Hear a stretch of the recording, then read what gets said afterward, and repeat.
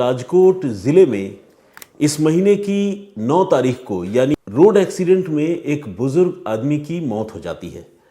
मरने वाले शख्स का नाम है काना भाई जोग। काना भाई जोग एक गांव में रहते थे। गांव का नाम है चरेलिया और ये चरेलिया गांव जो है वो उपलेटा तालुका में है और ज़िला तो मैंने आपको पहले बता ही दिया, राजकोट। तो रोड एक्सीडेंट किसी अज्ञात वाहन से हुआ था और इस रोड एक्सीडेंट में काना भाई जोग की अचानक मौत हो गई।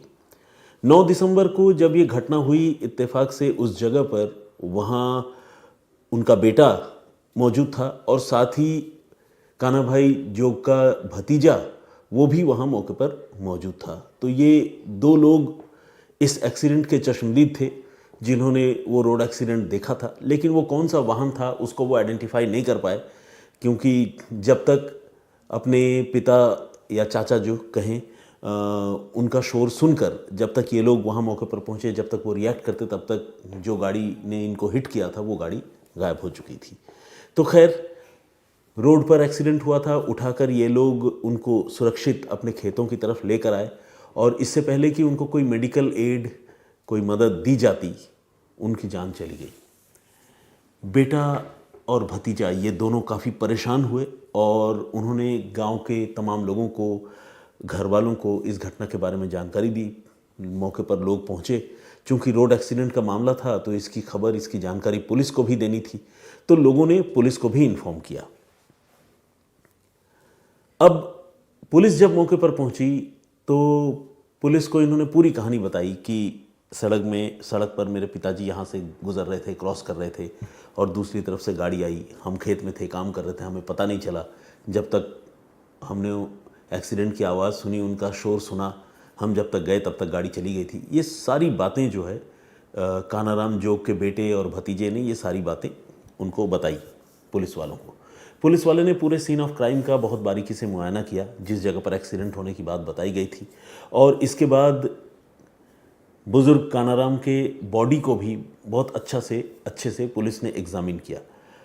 पुलिस ने कई सारे इंजरी मार्क उस बॉडी पर देखे और उन इंजरी मार्क को देखकर पुलिस को थोड़ा सा शक हुआ, क्योंकि इंजरी मार्क ऐसा नहीं था जिसमें कोई रगड़ खाने या किसी भारी चीज़ से टकराने जैसी बात लगे। इंजरी मार्क ज़्यादातर ऐसे थे जिन्हें देखकर लगता था कि शायद किसी शार्प एज्ड वेपन से उस आदमी पर हमला किया गया है। सरसरी तौर पर, ऊपरी तौर पर देखने से ही ये बात लग रही थी, लेकिन पुलिस किसी कंक्लूजन पर पहुंचने से पहले इस मामले को फॉरेंसिक के पॉइंट ऑफ व्यू से और इंक्वायर करना चाहती थी, इन्वेस्टिगेट करना चाहती थी। तो पुलिस ने बॉडी को रिकवर करने के बाद पोस्टमार्टम के लिए राजकोट के सरकारी अस्पताल में भिजवा दिया। वहाँ जब पोस्टमार्टम हुआ तो वही बात सामने आई जिस बात की आशंका पुलिस वालों को लग रही थी। डॉक्टर्स ने बताया कि बॉडी पर जो चोट के निशान दिख रहे हैं, वैसे चोट के निशान आमतौर पर एक्सीडेंट के मामले में नहीं लगते, नहीं बनते। जिस तरह की इंजरी है उसे देखकर लगता है किसी शार्प एज्ड वेपन से कानाराम जोग पर घातक प्रहार किया गया है, हत्या किया गया है। तो ये बात जब पुलिस को पता चली तो पुलिस ने और इन डेप्थ इन्वेस्टिगेशन का फैसला किया।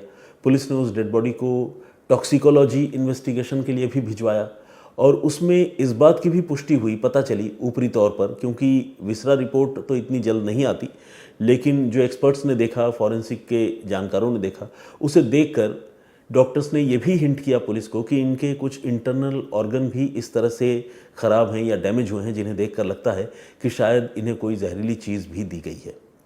तो ये दोनों ही बातें बहुत स्ट्रांगली इस बात की तरफ इशारा कर रही थी, इस पहलू की तरफ इशारा कर रही थी कि कानाराम जोग की मौत जो है वो रोड एक्सीडेंट में अचानक नहीं हुई, बल्कि साजिशन उनकी हत्या की गई। पहले शायद उन्हें कोई जहरीली चीज़ खिलाई या पिलाई गई और उसके बाद उन पर घातक हथियारों से वार किया गया।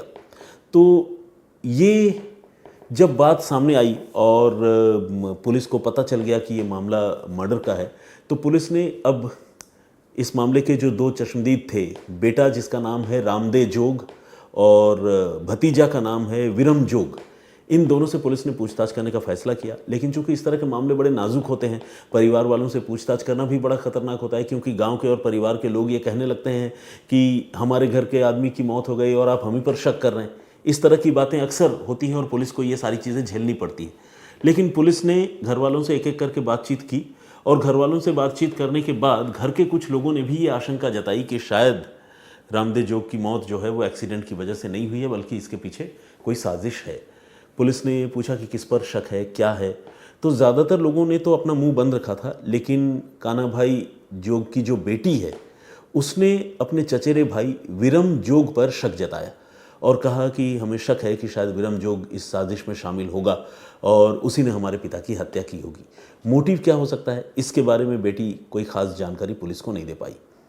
पुलिस को शक तो विरम जोग यानी भतीजे पर और बेटे रामदेव जोग पर था, क्योंकि ये दोनों ही वहाँ मौके पर मौजूद थे और दोनों पहले चश्मदीद थे जो ये क्लेम कर रहे थे कि इनकी रोड एक्सीडेंट में मृत्यु हो गई है। लेकिन जब रोड एक्सीडेंट में मृत्यु हुई ही नहीं थी तो इनका क्लेम झूठा हो गया, और ऐसा क्लेम अगर कोई झूठा क्लेम करता है तो जाहिर है शक की सुई उसी पर टिकेगी। इन दोनों में से एक पर यानी विरम जोग पर कान्हाराम जोग जो मर गए उनकी बेटी शक जता रही थी। पुलिस ने विरम जोग को हिरासत में लिया एफआईआर दर्ज होने के बाद और उससे पूछताछ शुरू की। शुरू में उसने पुलिस को बहकाने की कोशिश की, लेकिन जब पुलिस ने सख्ती की और एविडेंस बताया कि हत्या के क्या एविडेंस पुलिस को ऑलरेडी मिल चुके हैं, तो फिर विरम जोग टूट गया। वो पुलिस वालों के सामने हार मान गया और उसने ये कबूल कर लिया कि उसने अपने चाचा कान्हाराम जोग की खुद ही धारदार हथियारों से वार करके हत्या की थी। और इसी के साथ उसने ये खुलासा किया कि इस हत्या में वो अकेला शामिल नहीं है, बल्कि उसका चचेरा भाई रामदेव जोग जो कि खुद कान्हाराम का बेटा है, वो भी इस मामले में शामिल है। विरम जोग ने कहा कि कान्हाराम जोग की हत्या करने के लिए खुद उनके बेटे रामदेव जोग ने ही उसे कहा था, यानी उसके भाई ने। पुलिस ने पूछा कि भाई क्यों कहा था और तुम क्यों तैयार हो गए? क्यों तैयार हो गए का जो जवाब है वो बहुत ही अजीब है। ऐसा आमतौर पर सुनने को नहीं मिलता। वो अजीब बात क्या है वो मैं आपको बताऊंगा, लेकिन ये हत्या क्यों करवाया गया, क्यों करवाई गई हत्या, और रामदेव जोग ने अपने पिता की जान क्यों ली, उसके पीछे भी एक शॉकिंग कहानी है। असल में ये जो रामदेव जोग नाम का नौजवान है, ये जो लड़का है, ये नौकरी करने के लिए विदेश जाना चाहता था और उसका टारगेट कंट्री, टारगेट नेशन था इज़राइल। उसने राजकोट के ही एक ट्रैवल एजेंट से बात की थी। ट्रैवल एजेंट ने उसे इज़राइल में नौकरी लगवा देने का भरोसा दिया था और ये कहा था कि इस काम में तकरीबन 16-17 लाख रुपए खर्च होंगे। अब रामदेव अपने पिता से, कान्हाराम से ये रुपए मांगता था, लेकिन कान्हाराम के पास इतने रुपए थे नहीं और उसका ड्रीम जो है रामदेव जोग का वो फुलफिल नहीं हो पा रहा था। ऐसे में रामदेव जोग दिमाग दौड़ाता रहा, सोचता रहा कि आखिर क्या किया जाए, कैसे रुपए पैसे मिले। तब तक उसके दिमाग में एक आइडिया आया और वो आइडिया ये था कि क्यों ना वो अपने पिता की हत्या कर दे, कान्हाराम जोग की हत्या कर दे, क्योंकि उसे ये पता था कि कान्हाराम जोग ने एक इंश्योरेंस पॉलिसी ली थी और उस इंश्योरेंस पॉलिसी के मुताबिक अगर कान्हाराम की मौत हो जाती है तो उनके परिवार वालों को यानी जो उनके आश्रित है उनको तकरीबन 60 से 70 लाख रुपए मिलने वाले हैं। ये जो बीमा पॉलिसी कान्हाराम जोग ने ली थी वो साल भर पहले ली थी। अब जब रामदेव जोग को उस बीमा पॉलिसी की याद आई तो उसे लगा कि हाँ, ये काम हो सकता है। अगर मेरे पापा की हत्या हो जाए या वो मर जाएं रोड एक्सीडेंट में, हत्या तो नहीं, रोड एक्सीडेंट में अगर मर जाए, एक्सीडेंटल डेथ हो जाए, तो फिर रुपए मिलेंगे। इसके बाद उसने अपने चचेरे भाई विरम जोग से बात की, जो कि एक लालची किस्म का लड़का था, और विरम जोग से ये कहा कि वो अगर उसके पिता की हत्या कर देता है तो बदले में वो उसे एक डील देगा, एक डील के लिए वो तैयार है। विरम जोग ने पूछा कि क्या डील, बताओ। तो रामदेव जोग ने कहा कि अगर मेरे पिता की तुमने सफलतापूर्वक हत्या कर दी और सब कुछ ठीक रहा तो फिर मैं पूरी उम्र, यानी जब तक तुम जिंदा रहोगे तब तक तुम्हारे खाने पीने का सारा खर्चा मैं उठाऊंगा। ये अपने आप में एक शॉकिंग बात थी, अजीब सी बात थी, क्योंकि सुपारी में आमतौर पर लोग रुपए, पैसे, धन दौलत का लालच देते हैं, किस्मत बदल देने का दावा करते हैं कि इतने रुपए दूंगा कि फिर कभी नौकरी करने की ज़रूरत नहीं पड़ेगी। लेकिन यहाँ बंदा ये कह रहा था कि अगर तुमने हत्या कर दी मेरे पिताजी की तो मैं तुम्हें जीवन भर बिठाकर खाना खिलाऊंगा। तो इससे ये भी पता चलता है कि रोज़ी रोटी कमाना या खाना, वो भी अपने आप में एक कितना बड़ा टास्क है। और ज़िंदा रहने के लिए भोजन की जितनी ज़रूरत है, भोजन कमाना भी उतना ही ज़्यादा ज़रूरी है। और कुछ लोग शायद इतने आलसी होते हैं कि हाथ पांव सब कुछ सही सलामत होने के बावजूद खुद इतनी भी तकलीफ़ नहीं करना चाहते कि खुद अपना पेट भर सकें। तो विरम जोग उन्हीं लोगों में था।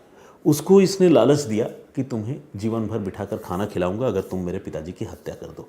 विरम ने कहा कि नहीं, इससे बात नहीं बनेगी, मुझे कुछ और भी चाहिए, कुछ रुपए पैसे भी दो, सिर्फ खाना खिलाने से नहीं होगा। तो रामदेव जोग को तो पता था कि उसके पिता की पॉलिसी है 60 से 70 लाख रुपए की। उसने कहा ठीक है चलो 1 लाख रुपए और दूंगा। तो फाइनली जो सुपारी वाली बात हुई वो इस बात पर कंक्लूड हुई कि जीवन भर खाना खिलाएंगे और 1 लाख रुपए साथ में देंगे। इसके बदले में विरम जोग को ये जिम्मेदारी दी गई कि वो अपने चाचा काना भाई जोग की हत्या कर दे। विरम जोग इसके लिए तैयार हो गया और 8 दिसंबर को पहले हत्या की कोशिश की गई। इस दिन चूहे मारने की दवा, जहरीली दवा, वो कोल्ड ड्रिंक में मिलाकर विरम ने और बेटे रामदे ने काना भाई जोग को पिला दी। अब ये दवा पीते ही कानाराम की तबीयत खराब हो गई और बॉडी ने कुछ इस तरह से रिएक्ट किया कि जो भी जहर बॉडी के अंदर गया था, कानाराम जोग ने वोमिट कर दिया और वो सारी चीज़ें, जो भी जहरीली एलिमेंट थे अंदर, वो सारी चीज़ें बाहर आ गई। फूड जो भी अंदर था वो भी बाहर आ गया। उनकी तबीयत हालांकि काफ़ी ख़राब हो गई, बिगड़ गई, लेकिन घर ले जाकर किसी तरह से उनको घर वालों ने संभाला और जान बच गई। लेकिन हाँ, बॉडी में जहर जो है वो पहुंच चुका था, लेकिन वो लकी थे कि वक्त पर बॉडी ने रिएक्ट किया और उल्टी के ज़रिए सब कुछ बाहर आ गया। लेकिन इससे जो है विरम जोग और रामदेव जोग का मकसद जो है वो पूरा नहीं हुआ। अब उन्होंने तय किया कि भाई अब देर करने से नहीं चलेगा, क्योंकि ऑलरेडी एक अटेम्प्ट कर चुके हैं जो फेल हो चुका है। कहीं अगर कानाराम को शक हो गया उन पर कि इन्होंने जानबूझकर कोई जहरीली चीज़ पिला खिला दी है, तो वो घर के दूसरे लोगों को भी बता देंगे और उनके पकड़े जाने का खतरा बढ़ जाएगा। ये सोचकर वेरी नेक्स्ट डे यानी 9 दिसंबर को ही इन लोगों ने फिर से काना भाई जोग की हत्या करने का प्लानिंग किया। और उस प्लान के तहत इन्होंने गांव के पास में ही एक सड़क है जिसे राजपरा रोड कहते हैं, राजपरा रोड के पास इनको लेकर गए और वहाँ पर सुनसान जगह पर खेतों के पास तेज़ धार हथियार से विरम जोग ने अपने चाचा काना भाई जोग पर वार करने शुरू कर दिए। और वार करने के बाद जब उनकी हालत काफ़ी बिगड़ गई, वो लहूलुहान हो गए और विरम जोग और बेटे रामदेव जोग को यकीन हो गया कि अब ये बचेंगे नहीं, तो सड़क से घसीटते हुए उनको खेतों के पास तक वो लेकर आए। और इस पूरे घटनाक्रम को उन्होंने एक एक्सीडेंट का रूप देने की कोशिश की और पुलिस वालों को एक्सीडेंट की कहानी सुनाई। बताया कि हमने गाड़ी तो नहीं देखी, खेत में काम कर रहे थे, एक्सीडेंट की आवाज़ आई, जब तक हमने रिएक्ट किया तब तक पिताजी की हालत ख़राब हो गई थी और एक्सीडेंट के लिए ज़िम्मेदार जो गाड़ी है वो गायब थी। ये बात सुनने के बाद पुलिस ने कैसे तफ्तीश की, कैसे मामला आगे बढ़ा, ये तो आपको मैंने बता दिया। लेकिन एक बेटा जिसको विदेश जाने का अरमान कह लें और विदेश जाने का लालच कुछ इतना ज़्यादा था कि उसे अपने पिता की लाश के ऊपर से और पिता की मौत के बाद हत्या करके विदेश जाकर बसना और पैसे कमाना ज़्यादा सटीक, ज़्यादा गंवारा लग रहा था। और उसी ने ये गंदी साजिश रची। और साजिश किसके साथ रची? अपने ही एक चचेरे भाई के साथ मिलकर, जो चचेरा भाई इतना काहिल और आलसी किस्म का था कि वो सिर्फ इस बात के लिए ही मर्डर करने को लिए तैयार हो गया कि उसे उसके भाई ने ये कहा था कि मैं तुम्हें पूरी उम्र बिठा कर खाना खिलाऊंगा और तुम्हें कोई मेहनत मजदूरी करने की ज़रूरत नहीं पड़ेगी। तो इस लालच की वजह से 2 लोगों ने मिलकर, बेटे और भतीजे ने मिलकर एक बुज़ुर्ग शख्स की हत्या कर दी। तो ये था पूरा घटनाक्रम, ये थी पूरी कहानी। इस घटनाक्रम पर आपका पॉइंट ऑफ व्यू क्या है, हमें कमेंट करके ज़रूर बताइएगा।